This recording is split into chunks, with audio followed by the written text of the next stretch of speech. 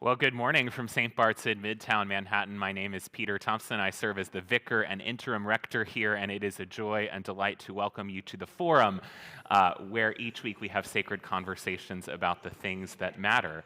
And on this first Sunday in Lent, first Sunday in daylight saving time, first Sunday in our rector transition period, we are beginning a series on transitions where we're going to be drawing from the wisdom of our own community as to how to navigate these periods of change.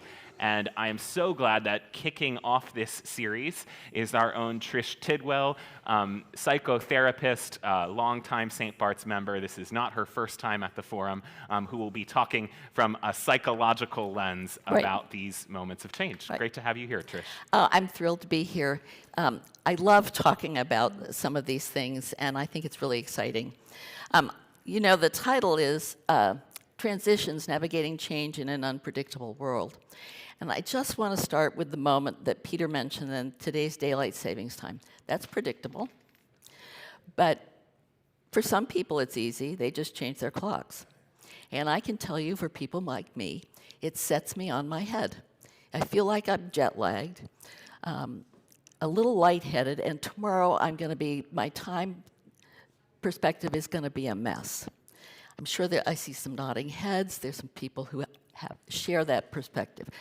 It's just an example of how different responses exist around the same thing. And here's a simple one, right? So just so we're on the same page, I took a look at Webster Dictionary just to see that I was talking about the right thing. Am I in your way? We're talking about a shift, right? And a transition is really about how you navigate the change, how you make the change work for you, and how you work yourself into the change. It's both a noun and a verb. We transition from one state to another. We might cause a transition to happen.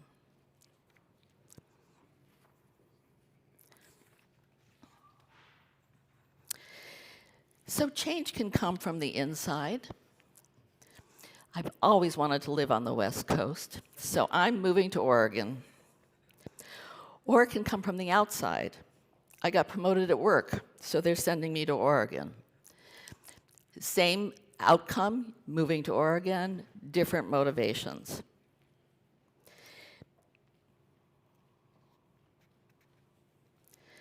Some of these are simple and happen every day, like the daylight savings time. And some are way more complicated. And we've seen many, many examples over the last 5 years of changes and transitions that have been really complicated. Not to mention what's happening presently in our church and in our world at large. And no two people are going to have a similar approach to transition. It varies depending on your stage of life, what your values and beliefs are, and what your prior personal experiences are or have been.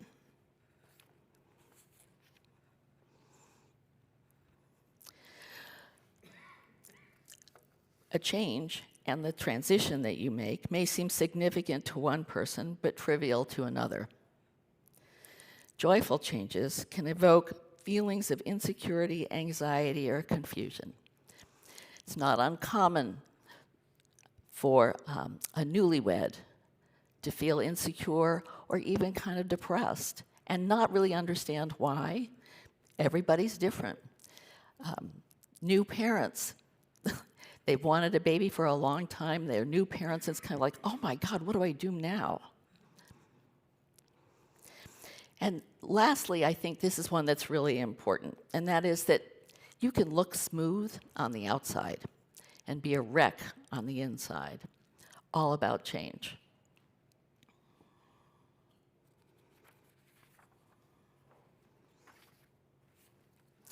I think that one of the most important things to keep in mind during a transition is to be kind to yourself.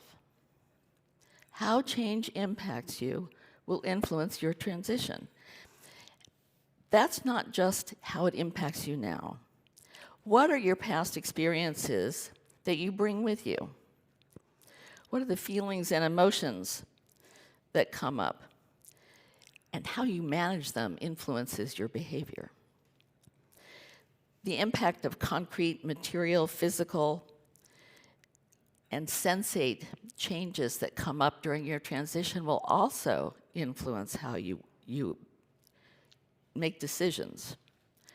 So I urge you for self-compassion versus self-criticism. All of us have those negative voices in our heads that say, oh, you should have done this, or why can't you do that?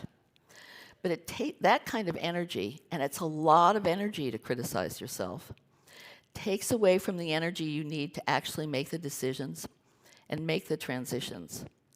It's hard. Sometimes the self-critical voice is much easier than actually having the emotional experience that you really are feeling in that moment.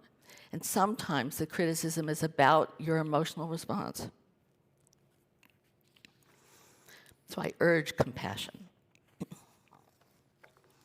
The very first thing to consider when you have a transition is, where are you? What's going well? What are your strengths? Have you managed change before? What's happened? What is coming up for you emotionally? Are you excited? Curious? Are you a little anxious and worried? Or are you really sad? Or a combination of these, or all of them at once? Because we can have more than one emotion at the same time, and sometimes the most confusing of opposing emotions at the same time. We are joyful and sad at the same time. We're happy about what we're about to do, and sad because we feel grief over what we're leaving behind. Where will you need advice and help? Sometimes we don't know that in advance. Sometimes it just sort of comes up, and we need to be ready to take it. The next step is to consider, what's the nature of the transition that you need to make? Every change will have a different type of transition. It could be simple. This morning it's about changing your clock, right? But it might be more complex for people like me and some of you who feel a little addled. I managed the transition this morning with an extra cup of coffee and a lot of complaining.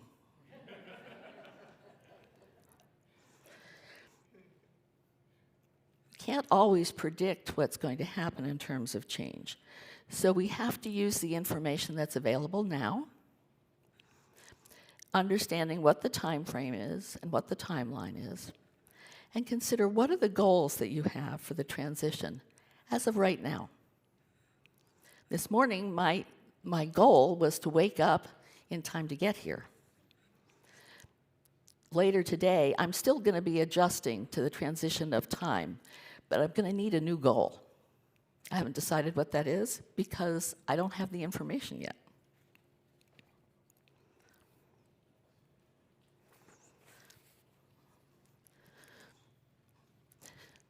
I like to think about change in terms of the road in life. We're all proceeding towards someplace, whether we have a goal in mind or not.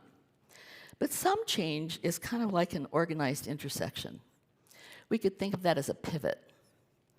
That implies it's fast, it doesn't require a whole lot of thinking, and it's a quick thing to make. You hear that word a lot these days about such and such change, and oh, they did a quick pivot. But more often, life and transitions are like a busy traffic circle with probably not very good signage. So that you make a choice and you get off the circle and it's kind of like, oops, this is the wrong one. So you go back, go around the circle again, you try the next one. Maybe you're lucky this time and it's the right thing, and maybe it's not. I can think of any number of traffic circles in this area, not in the city necessarily, but not far. I wonder who created those signs? How did I end up on the New York Thruway going north as opposed to Route 28?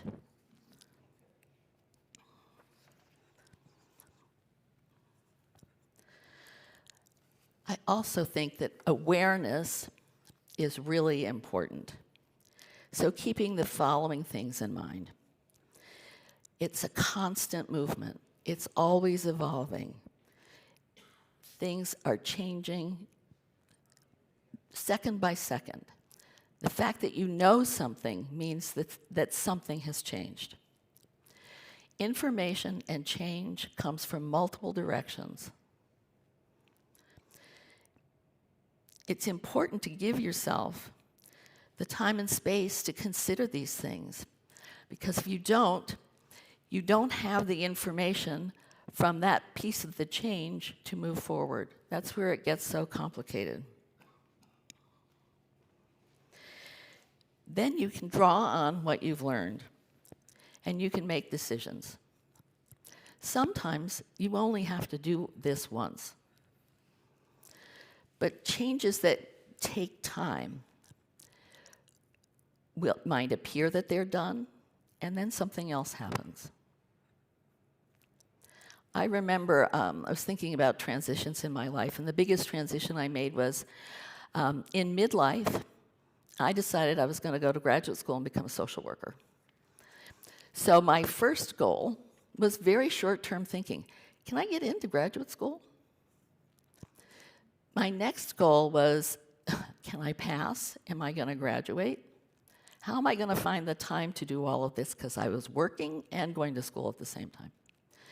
And then I graduated, and my goal was, I need a job. And I hadn't, I knew that I wanted to be a social worker, but I hadn't considered what that actually meant until I needed to face the experience itself. Some people will have a plan and do more research. That's not me.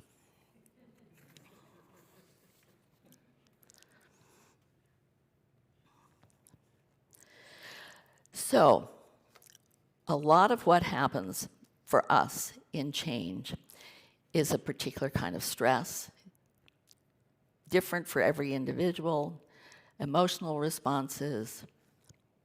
So it's important to take care of yourself, because that way you will have more strength and energy to be persistent. Practice mindfulness. I'm going to talk about some of these steps. Some of them will work for you, some of them won't. I wouldn't necessarily suggest that you do all of them. You have other things to do in your life. But some people, for example, practice mindfulness, have a meditation practice, and that. Then the idea of self-compassion. Don't be hard. Take good care of your body. We talk a lot these days about the mind-body connection. Okay. We talk a lot about the mind-body connection. And when we don't feel well physically, we don't function very well mentally or emotionally, and vice versa.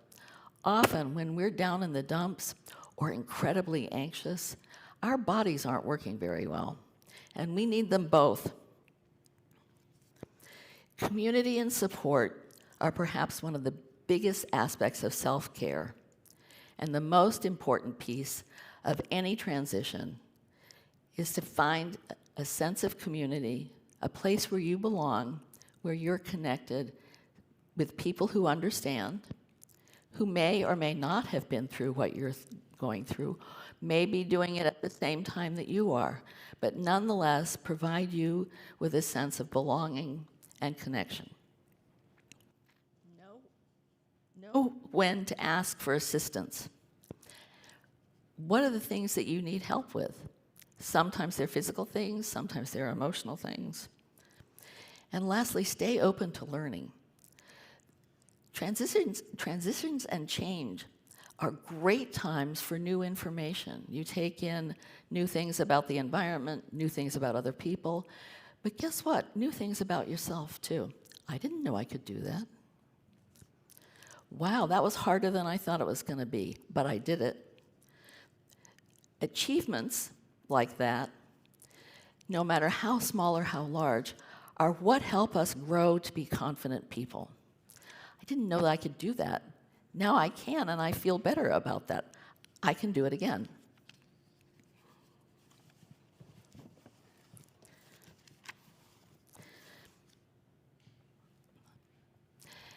And the last thing I want to say before we have questions and a discussion, I hope, is that transitions and change often have positive outcomes, not just the thing that's changed, but for all of us. It's a chance for personal growth, what I was just talking about. It's also an opportunity to build resistance through self-compassion, adaptability, because resilient people face change and emotions head on. They don't try to not feel them. It can be challenging, it can be uncomfortable, but their energy gets focused towards moving ahead, and they become resilient. Part of the resilience comes from, oh yeah, I can do that again, or I'm okay, hey, I survived. And the last thing that I think is really important and really part of what makes St. Bart's so wonderful for me is that it connects you to your community. And it strengthens that connection. It strengthens the connections within the community and the support systems that get created. Small ones, larger ones, and it's really a foundation for a sense of solidity and security in your life. And it might not have happened if there hadn't been that change and that opportunity to transition, whether you're doing your own transition or part of a larger transition as a group.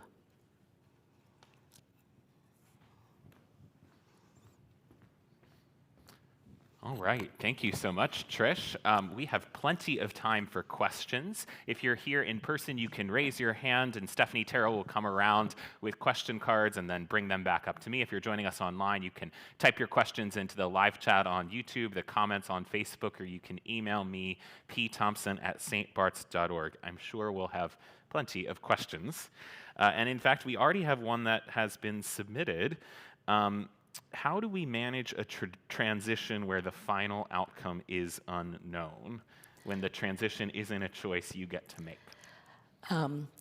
What a great question. I think even if we think we know the outcome, often we don't.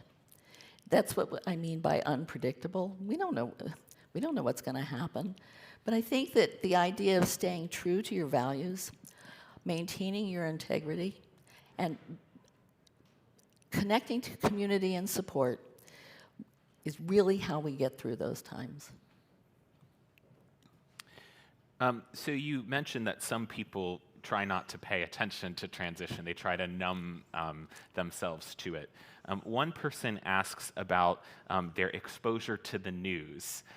They wonder, is cutting way back on the news good for my mental health or not? Must I remain aware, but it also feels like it's an onslaught of negativity? So, believe it or not, I get that question 8 times a day. I see 8 people, I get that question. I think it's an individual response. For many people, I suggest that they not watch, listen to, or read anything about the news after 5 so they can sleep at night. I think you have to be choosy in terms of where you're going to get your news. I personally think it's important to know what's going on, but to not get overwhelmed. One of the things we know is that if you listen or watch news, there's an emotional communication between the speaker and you. So reading it often takes some of that out so that it's a little bit easier to digest. So I recommend reading the news. I read the news. I try really hard not to listen to it. I think that total blackout is probably not helpful. All right. So one person wonders what your advice is in terms of a corporate transition, like the one that's happening at St. Bart's, when it also involves individual transition, people feeling emotions and experiencing ramifications on the individual level. Sure, there's often a lot of anxiety around this kind of transition. This person's moving. Does that mean I'm going to move? Am I going to have? Will I end up with a new job? What does it mean for me? Will that person still be available to me? Will that person still be able to mentor me, etc.?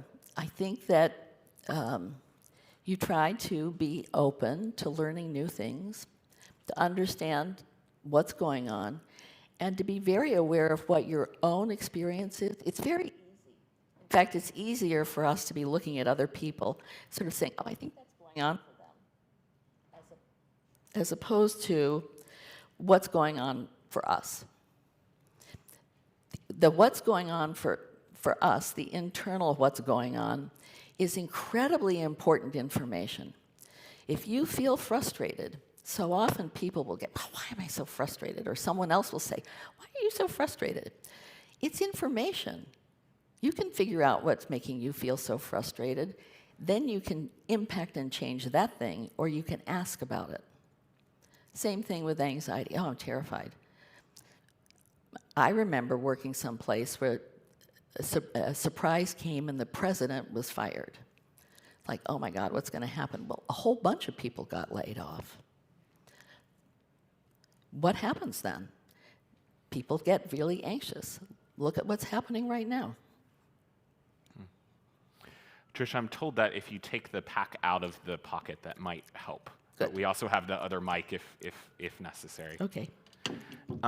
Okay, so someone wonders about a particularly difficult transition can be when a parent is having issues with memory and kind of elder care, watching your parent transition. Any advice for people going through a transition with aging parents? Wow, that's a tough one. I've been there. I know what that's like. Because your role changes. You stop being that person's child and become essentially their parent. But they don't always know that that's what's happened. You do, and they don't. I think that that's an instance where, again, support makes a huge difference. When my mother had dementia, I did two things. I joined a support group at the Alzheimer's Association. I wouldn't have been able to make it through that experience without them. And the other thing I did was I came here because I really needed the spiritual support for my experience. I think it made me a better caregiver. I think it helped me communicate with my siblings in a way that I might not have been able to before. And I think I also was more prepared for some of the difficulties than I might have been otherwise. So I would urge all people who are caring or will care for an aging parent to consider something like that. Trish, you've been through rector transitions here at St. Bart's before. Yeah, I figured 5. Wow. What insight do you have when your community, your support group is changing, when that's what you rely upon to get through other kinds of change? Well, patience is a good virtue for many things, but this is one. And I think that the other thing is that some things about St. Bart's don't change, right? Our services something might change. There might be an additional reading, or some of the choices of music might change, but the rest is the same. The calendar doesn't change. And ideally, the parishioners don't change. Some people will leave, and some people won't. and that we connect to each other and continue to value community and to take advantage of it makes a huge difference. I know it won't come as news to you, but not everyone handles change well. Correct. Uh, I don't handle daylight savings time well, so I get it. What are some maladaptive responses to change that you've seen in your practice, and how can we avoid them? Well, I think sometimes people try to deny that change is happening. I'm not moving. Whether it's moving home or offices or just the spot you're standing on, I'm not moving. If I don't move, nothing will change. Well, it will. It will be more difficult. I think that sometimes people particularly get very anxious. And it's hard sometimes to attend to anxiety. Sometimes that's when some of our behaviors sort of spike. Drink, eat, gamble, any compulsive behavior can be increased. And sometimes the person doesn't notice that that's what's happening until it gets to a bump. We still have some time for questions, so if you've been holding on to a question and you want to submit it, just raise your hand again. If you're here in person, Stephanie will come around with the question cards. You can also submit online or by email, pthompson@stbarts.org. Are there particular stories, you obviously can't share details, but particular stories of remarkable transitions that have happened in the lives of people you've treated or people you've known? Well, sure. I think of one person that I've known for a long time who had a sort of a varied career through things. She'd been an art teacher, she'd been a radio show host, and I met her when she was in New York to get an MFA in painting. She really, really wanted a career as an artist. But as happens with many people, her parents had always said to her, oh, that's just a hobby. That can't be your career. You need to be fill in the blank. Her parents were gone. She was in midlife, but she carried that prohibition with her forward. And our work was really about helping her to understand that that might be their perspective, but it didn't have to be hers. It took a long time, and she painted a lot of stuff, and she would submit it to juried shows, and it would never get acknowledged, partly because her subject matter was quite opinionated. Well, lo and behold, she submitted something, and it got sort of like viewers' favorite. The judges didn't like it, but the people who went to the show thought it was great. And in fact, it got noticed by the press, and it became a worldwide sort of fascination because it was a political satire, and it was very effective and very much on point. And it really launched her career in a way that was quite remarkable. Something to be proud of, actually. Mm-hmm. And that kind of goes with this next question. Someone says, change is good. Can you comment on that and maybe talk about changes that are welcome, that change people's lives for the better? Sure. Well, change is usually about moving forward. And life does move forward. We grow, we age, and things do change. As we age, sometimes our perspectives change, and look at that. I think positive change can be really exciting and joyful. Think about the positive changes in your life. Meeting the love of your life, deciding to get married, getting the job you always wanted, going on the vacation that you have been waiting and waiting and waiting for, that you've saved for many, many years. All of these things involve changes. Can you remind me what the second half of that question was? Change that can be good and examples of that change. Change that can be good, sometimes it's something quite simply that you really want. And pursuing that. I think about, more recently, some of the changes in medicine that enable people who are quite overweight, that struggle with food and appetite, and have longed for, some of them I see frequently, longed for the ability to stop it. Particularly, I think of one person who's so embarrassed by her appetite. Now she's using medication that manages that for her. She's no longer embarrassed. She no longer feels ashamed. It's changed her life. And as a practitioner, what tools do you use to help others manage change? Well, the very first thing that I do to help people with change is that we talk about it. I try to help them understand that whatever it is they're feeling is valid and correct. There's no such thing as a wrong feeling. Sometimes it's worth being curious about, why are you feeling that right now? It's never wrong. So I think talking about it makes a huge difference. Sometimes people struggle with making a decision, should I do this or I do that?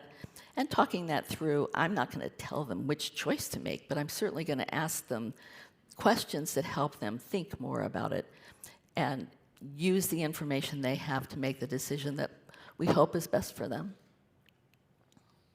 What resources do you recommend to folks who are trying to navigate change? Well, some of them that I mentioned. I think that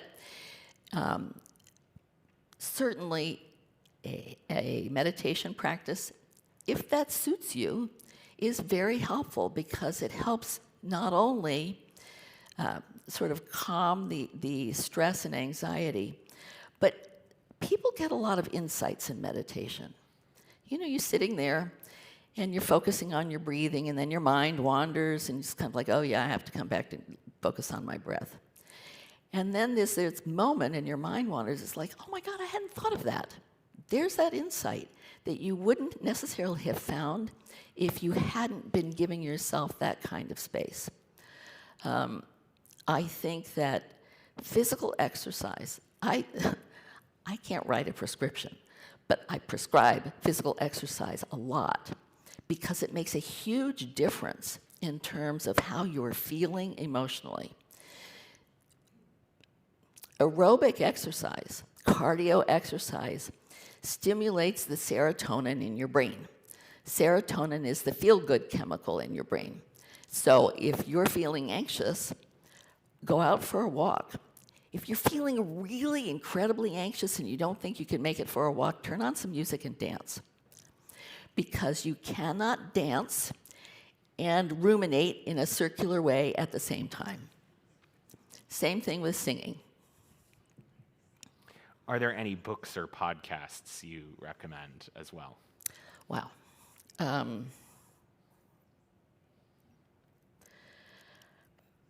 Off the top of my head, I can't think of any book titles, but I'm happy to send them to you if you want me to. I don't know whether she still has a podcast, but I love Krista Tippett. I think her podcasts are so insightful and make connections for us on a spiritual level that it's really, really helpful and important. I would say most of the podcasts I listen to now have a more political bent to them and cause more anxiety than peace. I think Krista Tippett is back. Her show went away for a bit, but Yep. I think she's back in podcast form.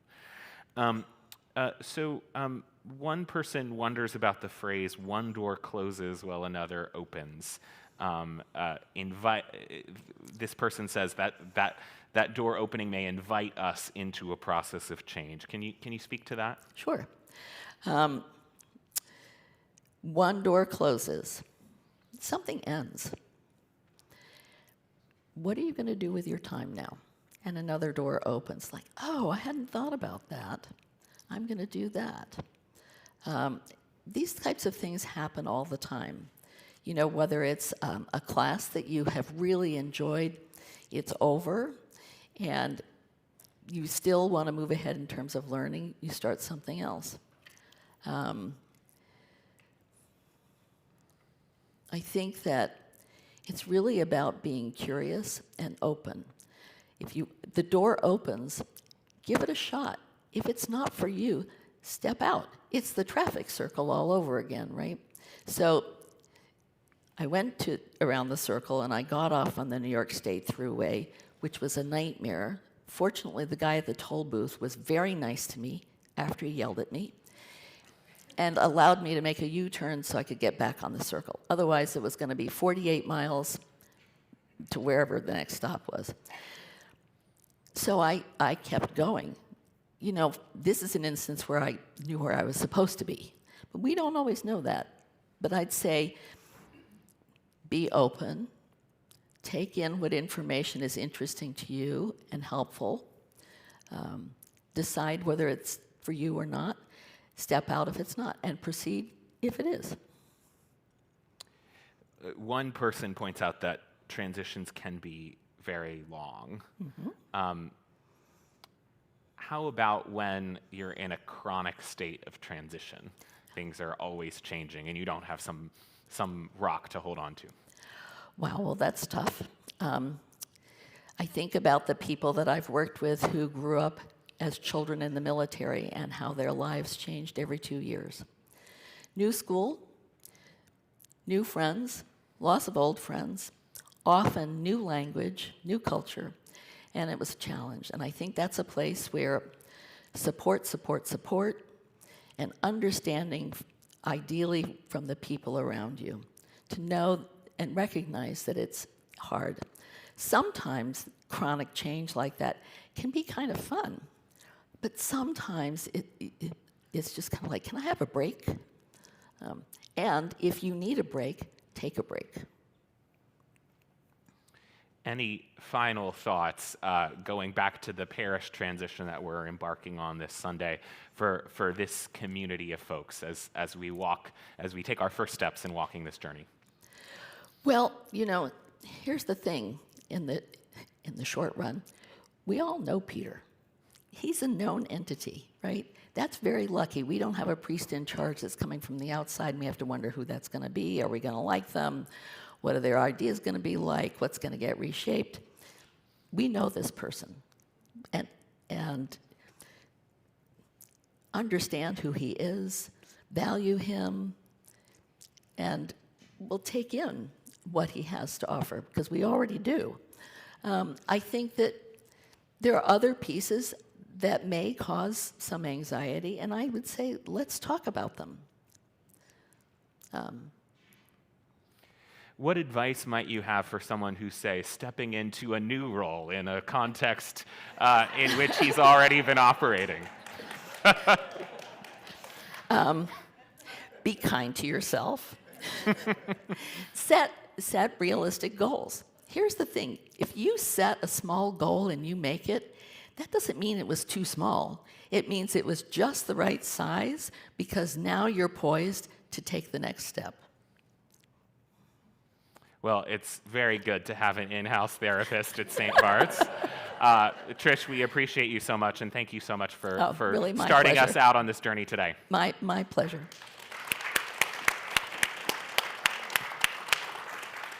And thank you all for being here. We'll continue our series on transitions next week. It'll be a kind of personal testimony, as our own Yanina Saika will talk about a number of the transitions she's gone through in her life and share the wisdom she's gleaned over the course of those transitions with us. So hope you'll be back for the forum next week, and hope you'll stick around, whether you're here in person or online, and join us for worship at 11 a.m. Thanks so much.